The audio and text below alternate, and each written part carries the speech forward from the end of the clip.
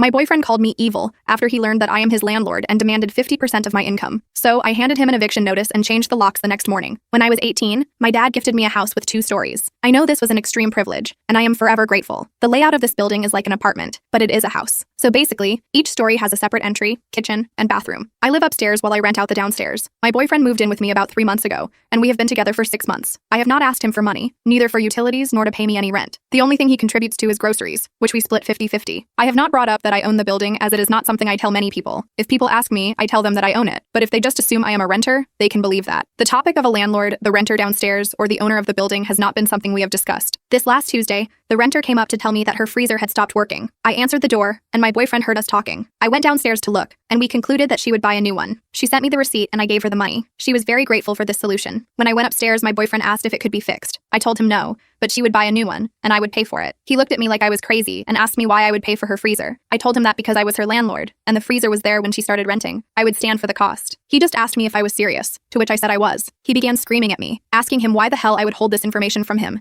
and that I was an evil person. I said I was sorry for not telling him but did not think it would matter. He said he could not believe he was together with someone who was a landlord, that all of us just use people for money, and that the only thing we people care about is money, and would rather have people be homeless than offer affordable rent. The downstairs has 1 kitchen, bath, and 4 other rooms. I charge $500 for rent. He demanded that I give him 50% of the money I make from rent, or else I was just as bad as he thought. He has not talked to me since Tuesday, and I have tried telling him I am truly sorry, but he doesn't answer me. Update. I decided I would break up with him. It may seem like an impulsive decision, but after everything, I felt that the sooner, the better it would be. I texted my dad and explained a bit of it all to him. I asked him if he would be willing to drive to my place and sit in the driveway when I talked with my boyfriend, and he did without hesitation. I thought about what I would tell him and how to lay it out. I was extremely nervous about how it would go, and I am not going to lie. I was scared. When I got home, he was already there. I just greeted him, and he, of course, said nothing. I sat on the couch beside my boyfriend. I told him we needed to talk to each other about whether this relationship would work. He said, "So you are ready to apologize?" I said, "I will apologize for not telling you that you lived in my building, which I have repeatedly apologized for. I will not apologize for not giving you a part of my income." He responded, "And why is that such a big deal to you? If you don't rent out to take people's money,